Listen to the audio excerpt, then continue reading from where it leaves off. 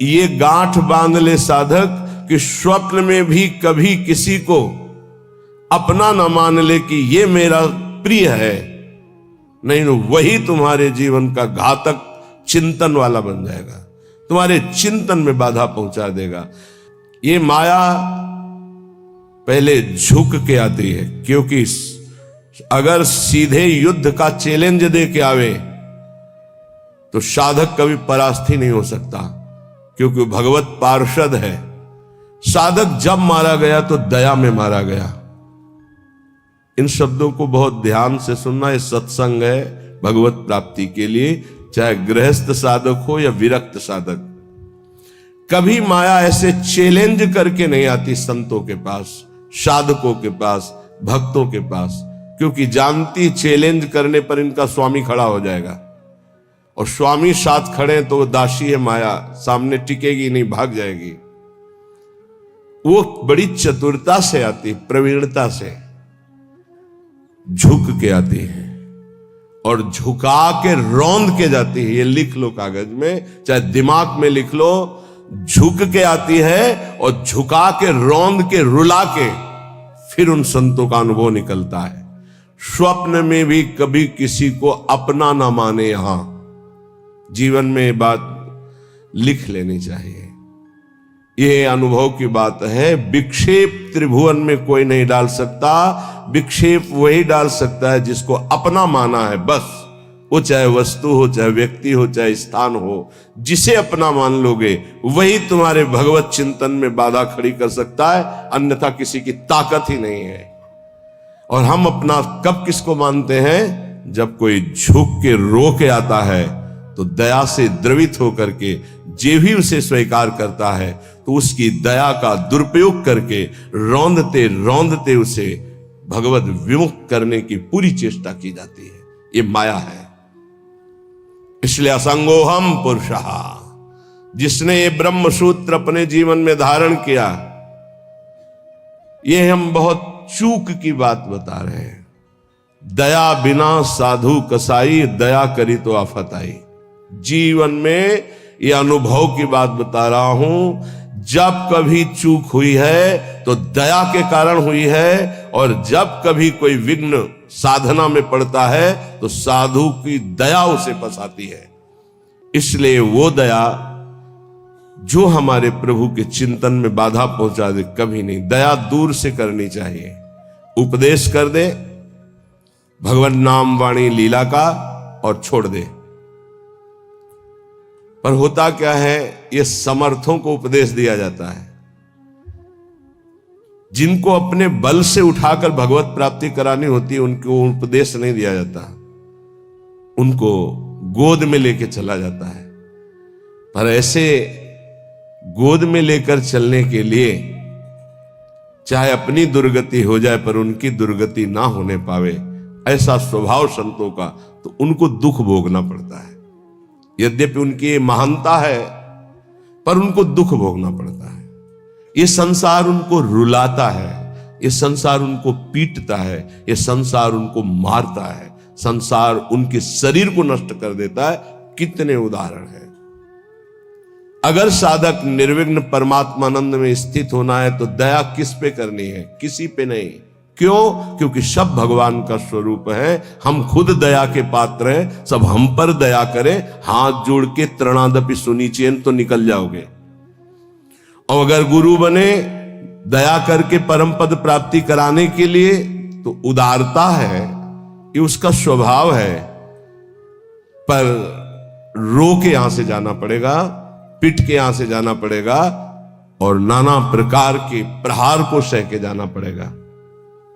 ये बहुत आंतरिक बात कह रहा हूं, अगर समझ पाओ तो समझ लेना, नहीं आगे माया समझा देगी आपको। सिर्फ अपनी बात मनानी, उसकी बात नहीं माननी। सिर्फ अपनी निष्ठा में रहना है, उसकी तरफ झुकना नहीं, तो बात बन जाएगी, अन्यथा नहीं बनेगी। अगर ये रहा कि मुझे अपनी बात बनाने के लिए मुझे इसकी बात माननी, तो ध्यान रखना जीवन भर पछताना पड़ेगा, जीवन भर रोना पड़ेगा, और उसका कल्याण हो कि नहीं फिर संशय हो जाएगा। क्योंकि श्रद्धा शासन से प्रकट होती है, दुलार से नहीं। श्रद्धा कभी किसी की सुरक्षित रखनी है उसकी श्रद्धा बढ़ानी है तो कभी किसी को दुलार ना करे, ये गांठ बांध ले। आप इस भाषा को नहीं समझ पाएंगे, लेकिन इसको मान लोगे तो जीत जाओगे माया पर। संतों के अनुभव सुने जाते हैं, वो किसी राग द्वेष से युक्त नहीं होते, वो परमात्मा साक्षात्कार कराने वाले होते हैं। कभी भी साधक को, संत को, उपदेशक को दया करके, द्रवित होकर, अपने सिद्धांत का त्याग करके उसको सुधारने के लिए कभी ना झुके। अगर अपने सिद्धांत से उसका उद्धार होता है तो ठीक है, अपने सिद्धांत को त्याग दिया तो जीवन भर पश्चाताप रहेगा और सामने वाले का उद्धार नहीं हो सकता। ये खूब सूक्ष्मता से रात रात भर भगवत चिंतन करके उसका अनुभव कि उपासक की ये गलती हो जाती है। अपने लोग किसी भी बात को, किसी भी घटना को घुस करके हुए घुनाक्षर न्याय, जो जैसे घुन गेहूं को ऊपर पूरा सुरक्षित रखता है और एक जगह से छेद करके अंदर जाता है और पूरा का पूरा माल ले लेता है, केवल खोखा रह जाता है, ऐसे उसे घुनाक्षर न्याय कहते हैं। किसी भी घटना, किसी भी शब्द पर घुस जाना और उसके रहस्य को निकाल करके ज्यों का त्यों ऐसा अनुभव करना, ये उपासक बड़े बड़े संतों से गलती हो जाती है। और इसी गलती का नाम साधुता है। इसी गलती का नाम साधुता है कि वो अपनी गति दुर्गति का ध्यान न रख करके पामर जीवों को परम पद प्रदान करने के लिए नीचे उतर जाते हैं। आओ हमारे सर पर पैर रखो और भगवत प्राप्ति करो। हम जैसे हैं वैसे प्रियालाल के हैं। हमारे प्रियालाल में अपार सामर्थ्य है। साधक जब तक भगवत साक्षात्कार न कर ले तब तक तटस्थ भूमिका रखे, कभी किसी को अपना न मान ले, नहीं तो भगवत साक्षात्कार में बाधा पड़ जाएगी। तुम जैसे हो वैसे भगवत साक्षात्कार कर सकते हो। हमारी बात ध्यान रखना। काम है, क्रोध है, लोभ है, चिंता मत करो। ये नारकी गति प्रदान करने वाले शत्रु हैं, पर हम जिनके शरणागत हैं उनके प्रभाव से, जैसे जंगहा लोहा पारस के प्रभाव से सोना बन जाता है, तो पारस भी तो जड़ है। जड़ पारस अपना स्वभाव नहीं छोड़ती तो चैतन्य घन परमात्मा और हमारी स्वामिनी किशोरी जो, वो अपना स्वभाव कैसे छोड़ देंगी? उनका स्वभाव ही है जो उनकी शरण में आ गया उसे निर्मल कर देना, प्रेम प्रदान कर देना। पर अपना कोई एक स्वप्न में भी नहीं होना चाहिए। सपने हो और न देखत कोई ऐसा सहयोगी नहीं है जो मुझे प्रियालाल में लीन करने का सहयोग करे। प्रियालाल से दूरी बनाने वाला मित्र तो मिल जाएगा। जब तुम भगवत मार्ग में चलोगे तो रुददपि पित्र मात्र बंधु पुत्रादिकम अपहायन सम्य नारहत दुखते ही, तुम्हारे माता पिता तुम्हारे विरुद्ध हो जाएंगे। भगवत मार्ग में चलोगे तो कोई बिरला ही होता है जो अनुकूल हो जाए। बहुत कठोर हृदय भगवत मार्ग में चाहिए। ममता से लड़ने के लिए कठोर हृदय चाहिए। समता में स्थित होने के लिए सहृदय चाहिए। दोनों बात होना है। ये हमारे प्रभु के सद्गुण हैं। कुसुम से भी कोमल और वज्र से भी कठोर। अपने शब्द के लिए कठोर, और ये अपनापन जहां प्रभु में समर्पित हुआ तो सहृदय। इसको समेटो अपनेपन को। रुददपि पित्र मात्र, रुददपि, यदि वो रो रहे हैं या ऐसी युक्तियां पेश कर रहे हैं, उपासक को चाहिए इस जाल में न फंसे। महाप्रभु चैतन्य देव, बड़े बड़े आद्य गुरु भगवान शंकराचार्य, बड़े बड़े महापुरुषों के जीवन चरित्रों में दे पाया गया कि केवल वही घर में थे, केवल वही। लेकिन प्रभु के विधान को मानकर मंगल में संन्यास धर्म का अवलंबन लेकर छोड़। सची माता ने तो यह भी कहा था कि बेटा पानी की तो बात जाने दो, अगर हम मरना चाहें तो कोई जहर देने वाला भी नहीं। विष्णु प्रिया तो अभी नवीन बालिका है और मैं वयोवृद्धा हूं, और जानते हो तुम्हारे सिवा कोई है। तो उनका मां श्री कृष्ण मुझे प्रेरित कर रहे हैं, मैं रुक नहीं सकता, आपको अनुमति देना होगा। ऐसे भगवान शंकराचार्य जी ने कहा, मां भगवान शंकर प्रेरणा कर रहे हैं, मुझे सन्यास लेना ही होगा। तो उनका बेटा, मेरा तो कोई नहीं है, ना कोई और पुत्र है, ना तेरे पिता है, कोई नहीं है, और केवल तू ही है। उनका मां, बिना अनुमति के सन्यास लिया नहीं जाता, और आपकी अनुमति अनिवार्य है, तो क्या आप मुझे अनुमति नहीं देंगे? तो बेटा कैसे दे सकते हो? तो चलो मां गंगा स्नान करने चलते गए। तो वो तो महायोगी थे, मगरमच्छ प्रकट कर दिया। बोले मां मुझे मगरमच्छ खा रहा है। अरे बोले बेटा मैं वृद्धा हूं, कैसे बचा सकती हूँ? बोले सन्यास की अनुमति देके कह दो सन्यास। बोले बेटा मगरमच्छ से तो अच्छा है तुम जिंदा रहो, सन्यास ले लो। अनुमति हो गई, मगरमच्छ चलता, ध्यान हो गया। तो उनका बेटा, अंतिम संस्कार करने वाले तो तुम ही हो। तो उनका मां वचन देता हूं, कहीं भी होऊंगा और सुनूंगा कि मां का शरीर पूरा हो रहा है, तो अंतिम संस्कार मैं करूंगा। आकर के दंड रख करके शिष्य को दे करके भगवान शंकराचार्य ने मां का संस्कार किया। रुददपि पित्र मात्र बंधु पुत्रादिक अपहाय निशम्य नारहदत्तिये। कोई युक्ति तुम्हें भगवान मार्ग से विमुख न कर पावे। बड़े प्रलोभन, बड़े भय, कमर कस के चलना इस मार्ग में। श्रीपाद कह रहे हैं, हृदय परम कठोरताम दधानो द्रुत मवलोकय कृष्ण केलि कुंजम। हृदय परम कठोरताम, इस मार्ग में चलने वाले को हृदय को बहुत कठोर रखना पड़ता है। और कठोर ऐसा जैसे नारियल, अंदर एकदम कोमल, बाहर एकदम कठोर। बाहर नारियल जैसा रहे ना, नारियल का देखते हो जटा, फिर कठोरता उसकी खप्पर की, और अंदर देखो बड़ा मुलायम मीठी गरी। ऐसे संत होते हैं, हृदय से एकदम कोमल, बाहर से एकदम कठोर, उनको जल्दी कोई पहचान नहीं सकता। हृदय परम कठोरताम दधानो द्रुत मवलोकय कृष्ण केलि कुंजम। यदि तुम मेरी ये बात मान गए और हृदय को कठोर कर लिया और ममता का त्याग करके निरंतर भजन किए, तो इसी जन्म में तुम श्री कृष्ण केलि कुंजम, श्री कृष्ण केलि कुंजम क्या, राधा केलि कुंजम, हाँ श्री राधा केलि कुंजम प्रवेशम, प्रवेश हो जाएगा श्री जी की केलि कुंज में। ये संपूर्ण वृंदावन राधा केलि कुंज है, प्रियालाल की केलि कुंज है। मान जाओ, हम ये नहीं कह रहे कि हमारे भाव कहने का कि आप सन्यास ले लो, नहीं ये नहीं कह रहे। हृदय को मोह ममता रहित करके उन्हीं के बीच में रखकर उनकी सेवा करते हुए खूब भजन करो। बोले तुमने क्यों नहीं किया? हमारे भाग्य में लिखा था। ये तुम्हारे लोगों के भाग्य में लिख दिया है। किसने लिखा है? ब्रह्मा ने नहीं लिखा, गुरु ने लिखा है। ये ब्रह्मा के लिखे भाग्य से नहीं। कुंडली देख लो अपनी, निकलवा लो कुंडली, उसमें लिखा हो कि बाबा जी बनेगा तो हमें बताना। ये गुरु भाग्य बदल दिए। ये संत जन जहां जाते हैं ना, नारद सिख जे सुनहि नर नारी, अवसि भवन तजी होहि भिखार। संतों को भिक्षा देने का मतलब जानते हो?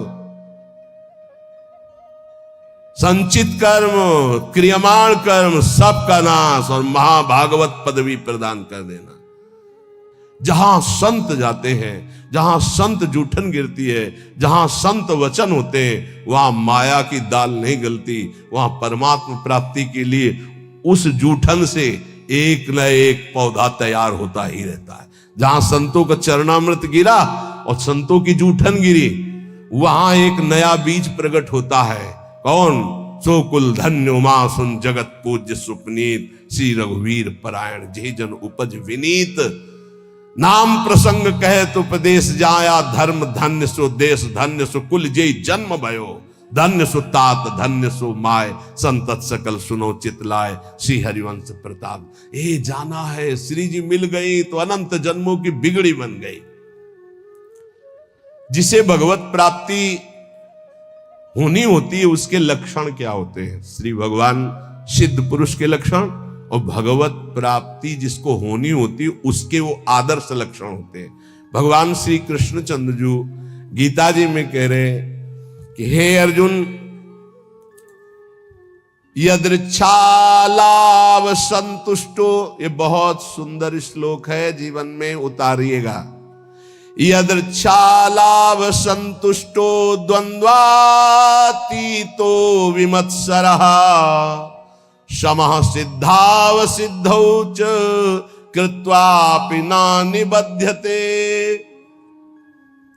यदृच्छालाभ संतुष्ट, हे उपासक, ये सिद्ध महापुरुष के लक्षण है और उपासक को ये धारण करना चाहिए जिसे भगवत प्राप्ति करनी है। यदृच्छालाभ संतुष्ट, हम जो साधना कर रहे हैं, चाहे गृहस्थ धर्म से युक्त होकर चाहे विरक्त धर्म से युक्त होकर, यदृच्छालाभ संतुष्टो, अब भगवान की इच्छा से सुख दुखे समय कृत्वा लाभालाभो जया जयो, जय हो या पराजय, लाभ हो या हानि, सुख हो या दुख, संतुष्टायेन केनवा, मुझे संतुष्ट रहना, प्रसन्न रहना है, सुख और दुख में, लाभ और हानि में, जय और पराजय में। ये हमारी साधना की कसौटी है।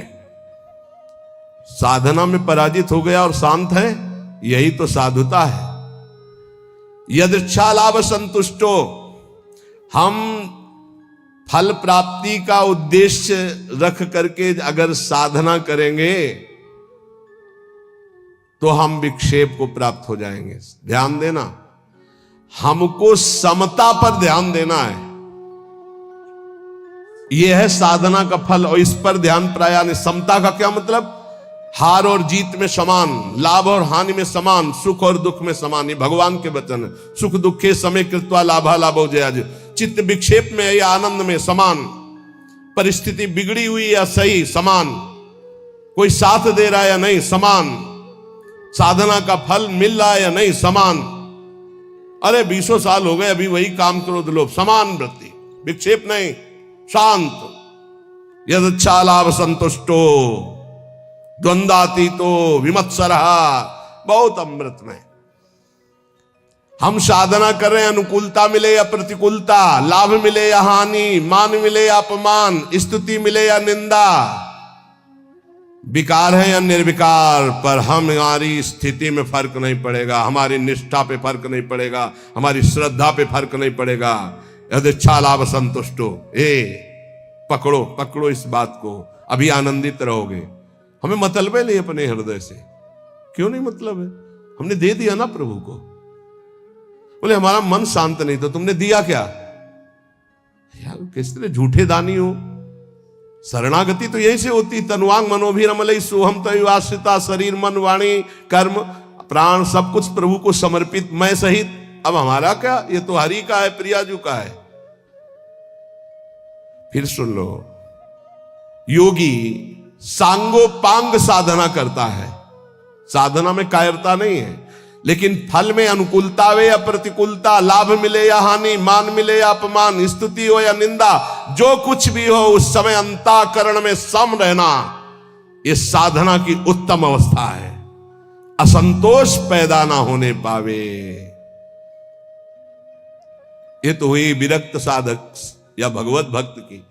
अगर गृहस्थ में है तो जैसे उत्तम व्यापार करता है, व्यापार में घाटा हो जाए या लाभ हो जाए तो भूले नहीं, घाटा हो जाए तो प्रभु को भूले नहीं, समान भाव। फिर हम प्रयास करेंगे। अंतःकरण बिगड़ना नहीं चाहिए, श्रद्धा नहीं बिगड़नी चाहिए। हर एक परिस्थिति में तुम्हारा अंतःकरण अपनी आराधना में लगा रहना चाहिए, तो उसके हृदय में जो फल होगा उसका नाम होगा समता, जो भगवत प्राप्ति का स्वरूप है। ऐसा नहीं कि लाभ का और हानि का उसे ज्ञान नहीं होता, होता है, पर उसको दुख नहीं होता। किसको? जो भगवद आश्रित भजन करने वाला होता है। लाभ होने पर अभिमान नहीं होगा, हानि होने पर दुख नहीं होगी, जय होने पर फूलेगा नहीं, पराजय होने पर निराश नहीं होगा। परिणाम में सुखी दुखी ना होना यह साधक का लक्षण है, परिणाम में सुखी दुखी होना यह संसारी पुरुष का लक्षण है। साधक का अंतःकरण अनुकूलता प्रतिकूलता के असर से ऊपर होता है। संसारी पुरुष का हृदय अनुकूलता पे हर्षित होता है, प्रतिकूलता पे रोता है, शोकित होता है।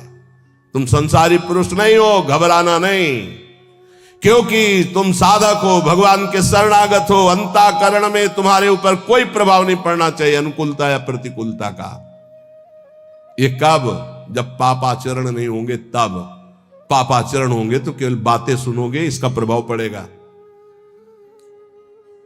यदृच्छा लाभ संतुष्टा, जैसे प्रभु तुम्हें रख रहे, जोई जोई प्यारो करे सोई मोई भावे। देख लो, प्यारे हराना चाहते तो हम जीतना क्यों चाहें? हम राजी है।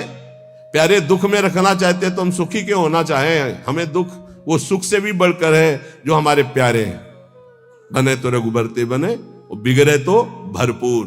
हम उस बिगड़ने पर भी सुखी हैं, क्योंकि प्रभु के विधान से हो रहा, मैंने थोड़ी सोचा है। यदिच्छा लाभ संतुष्टा, पहला बैठा लो, किसी भी स्थिति में विचलित नहीं होना। किसी भी स्थिति में नहीं, ऐसा नहीं होता। लाभ हो या हानि हो, अनुकूलता हो या प्रतिकूलता हो, मान हो या अपमान हो, निंदा हो या स्थिति हो, समान भाव रख के तब माना जाएगा इष्ट प्रेम या गुरु प्रेम। जोई जोई प्यारो करे सोई मोई भावे। ये कोई सरल भाव नहीं है। प्यारे ने कैंसर दे दिया भावे, गाओ जोई जोई प्यारो करे सोई मोई भावे। अनुकूलता में तो सब गाते हैं जोई जोई प्यारो करे सोई मोई, प्रतिकूलता में गाओ जोई जोई प्यारो करे सोई मोई। आगे कह रहे द्वंद्वातीतो विमत्सरः, जो भगवान का भक्त होता है उस पर किसी भी द्वंद्व का प्रभाव नहीं पड़ता, सिद्ध महापुरुष पर। पूज्यपाद श्री उड़िया बाबा जी महाराज, प्रभुदत्त ब्रह्मचारी जी ने बहुत बड़ा संत संगोष्ठी रखी थी, जिसमें हरि बाबा और उड़िया बाबा भी पधारे थे।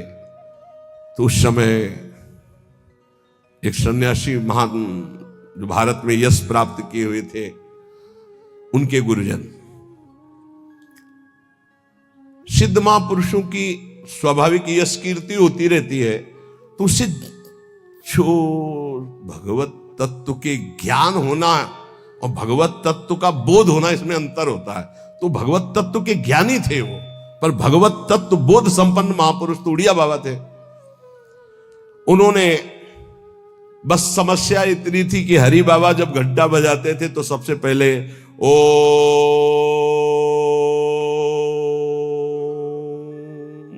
नाद करवाते। तो इसका विरोध हुआ कि ये केवल अमुक ही बोल सकते हैं, हर वर्ण के नहीं बोल सकते हैं। उड़िया बाबा से कहा गया कि आप वहां बैठे हैं, आप इसका विरोध क्यों नहीं करते? उड़िया बाबा ने कहा हरि स्वयं हरि हैं, हरि बाबा स्वयं हरि हैं, वो जो कुछ करते हैं सब परम धर्म है, हम उनका विरोध नहीं कर सकते। इसी बात को लेकर के बाबा की बहुत निंदा की भरी सभा में बाबा बैठे थे, पद्मासन लगाए। बाबा के बड़े बड़े व्याकरणाचार्य, बड़े बड़े ब्रह्मबोध संपन्न महापुरुष संग में रहते थे उड़िया बाबा के। वो खड़े हो गए बड़े ज्ञानी जन और कहा कि बाबा की तरफ देख के, बाबा सबको बैठा लिया और बैठे रहे आधा घंटे। खूब वो माइक मिल गया था तो खूब फराटेदार श्लोक और बार बार उड़िया बाबा का नाम ले लेकर उड़िया बाबा की निंदा, और कोई निंदा के चांस नहीं थे इसी व्यवहार को। सन्यासी होकर के ऐसा विरोध नहीं करते, ऐसा ऐसा ऐसा। बाबा जब संपन्न हो गई निंदा तो उठे और अपनी कुटिया में आ गए। सब शिष्य जन जो और मित्र जन जितने थे सब, बाबा आपने रोक क्यों दिया उनके, तो हम मुख बंद कर देते, ऐसी नहीं। बोले देखो यही सत्संग सुना तुमने, यही आज तक हमारे संग का फल रहा कि तुम उनका मुख बंद कर। देखो वो जो निंदा कर रहे हैं सही कर रहे हैं, शरीर धर्म को लेकर के अगर निंदा कर रहे हैं तो बहुत सही बोल रहे हैं, और आत्म स्वरूप को लेकर कह रहे हैं तो जो वो आत्मा है वही आत्मा है, अभेद है, वो अपने आप की अपनी निंदा कर रहे हैं, तो हमें क्या परेशानी है, क्योंकि आत्म तत्व तो एक है। और शरीर की निंदा तो शास्त्र करते हैं, हम करते हैं, वो भी कर रहे हैं, क्या परेशानी है? कोई समस्या, कोई क्षोभ नहीं निंदा का। द्वंद्वाती तो ये तो सिद्ध पुरुष के लक्षण होते, साधक को ऐसा ही होना चाहिए। अगर हमारी कोई निंदा करता है तो हमको बिल्कुल ऐसे रहना है जैसे कोई हमारी प्रशंसा करे तो हम कैसे रहते हैं। प्रशंसा में हम तटस्थ रहते हैं, हृदय में हर्ष नहीं होने देते। तो निंदा में हमें तटस्थ रहना, हृदय में शोक नहीं होने देना। ये द्वंद्व है, निंदा और स्तुति। ऐसे ही मान अपमान में, ऐसे ही अनुकूलता प्रतिकूलता में, ऐसे ही सुख दुख आदि में, तो ऐसे ही जन्म मृत्यु में आप द्वंद्वातीत अवस्था को प्राप्त हो जाएंगे। ना आपको मृत्यु का भय होगा, ना जन्म का भय होगा, क्योंकि आप जीवन मुक्त हो जाएंगे। भक्त द्वंद्वातीत होता है। और विमत्सरा, ये बहुत बड़ा दोष है, ये दोष बहुत बड़ा है। इसे कहते हैं ईर्ष्या। मत्सरति, मेरे से आगे निकला। ईर्ष्या बहुत बहुत बुरी है। ये बहुत बड़ी जगह से होती है। छोटे मोटे को तो समझे में नहीं आती कि मेरे अंदर ईर्ष्या है, बड़े बड़े में ईर्ष्या होती है। जब अपने से अधिक किसी की प्रशंसा या सुख देखकर जलन जो होती है, उसे कैसे मत्सरता, ईर्ष्या। अगर ईर्ष्या का किंचित मात्र भाव है तो चाहे जितना इष्ट कृपा करे, गुरु कृपा करे, वो जलेगा, कुछ उस पर फर्क नहीं पड़ेगा। बहुत विचित्र है ये ईर्ष्या। विमत्सरहा, मत्सरता रहित होना चाहिए साधक को। सिद्ध पुरुष में ईर्ष्या नहीं होती। ईर्ष्या इतना दोष सूक्ष्म है। कंचन तजना सहज है, सहज तिया का नेव, मान बड़ाई ईर्ष्या दुर्लभ तजनाए। दुर्लभ है जो कंचन कामनी पर विजय प्राप्त किए हुए, वो भी ईर्ष्या पर। बहुत विचित्र है, बहुत विचित्र।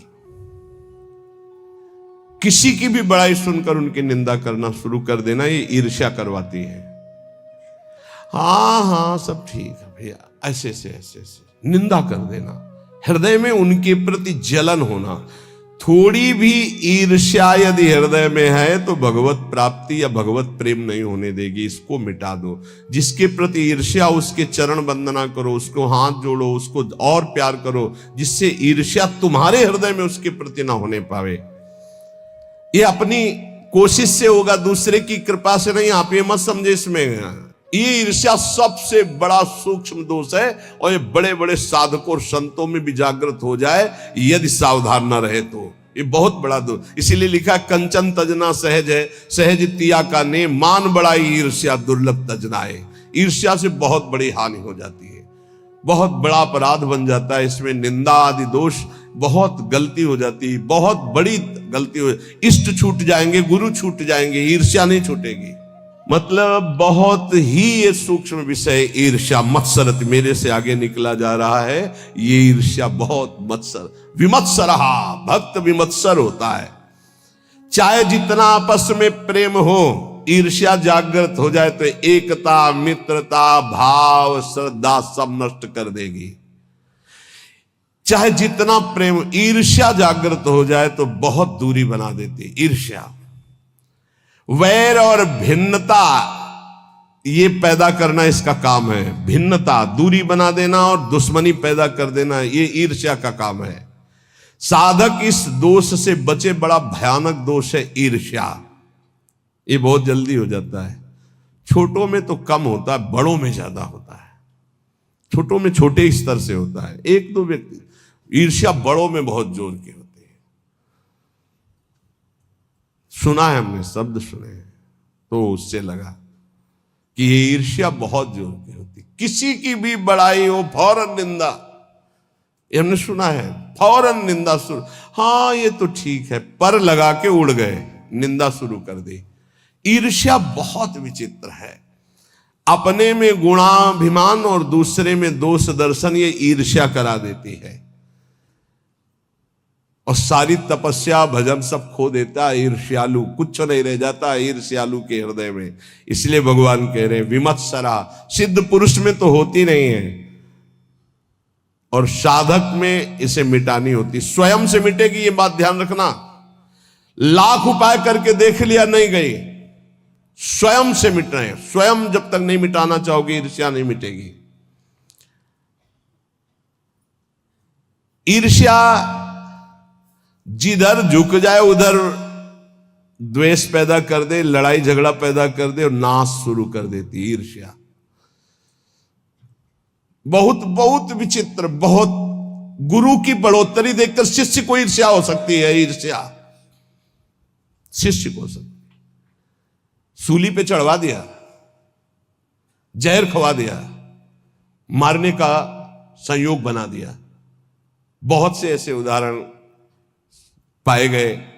ईर्ष्या, भला सदगुरु परब्रह्म उनकी महिमा को देखकर ईर्ष्या कैसे हो सकती है? हो जाती है। जब अपने में गुणाभिमान होता है तब ईर्ष्या हो जाती है। यहां तक शिष्य की महिमा को देखकर गुरु के हृदय में ईर्ष्या पैदा हो गई। ऐसा भी, जबकि शिष्य तो अपना पुत्र, अगर उसकी महिमा बढ़ती है तो गर्व का विषय होता है कि हमारा ही तो बेटा है, हमारा ही तो वैभव है ये। पर ऐसा नहीं, जहर खिलाने की चेष्टा की गई शिष्य को। वो चरित्र में, रामानुजाचार्य जी के चरित्र में पढ़ के देख लीजिए। ईर्ष्या बड़े स्तर में प्रकट हो जाती है। अगर ब्रह्म बोध नहीं, भगवत प्रेम की प्राप्ति नहीं, तो ये प्रकट हो जाएगा, ईर्ष्या प्रकट हो जाएगी। सदगुरुदेव भगवान के वचन, किसी भी क्रिया की प्रतिक्रिया ईर्ष्या से हो सकती है। किसी भी क्रिया की प्रतिक्रिया, ये गुरुजनों के प्रति भी हो सकती है, शिष्य के प्रति भी हो सकती है, मित्र के प्रति भी हो सकती है, बहन बहन में हो सकती है, भाई भाई में हो सकता है, पिता पुत्र में, कहीं भी ये ईर्ष्या हो सकती है। और ये सर्वनाश के सिवा इसका कोई परिणाम नहीं होता। केवल नाश और पतन के सिवा इसको कोई परिणाम नहीं होता। ये शब्द याद कर, ईर्ष्या का केवल, किसी और का नहीं, अपना। ईर्ष्या केवल नाश और पतन के सिवा और कुछ नहीं देती है। इसलिए सुखपूर्वक संसार बंधन से मुक्त होने के लिए इस ईर्ष्या का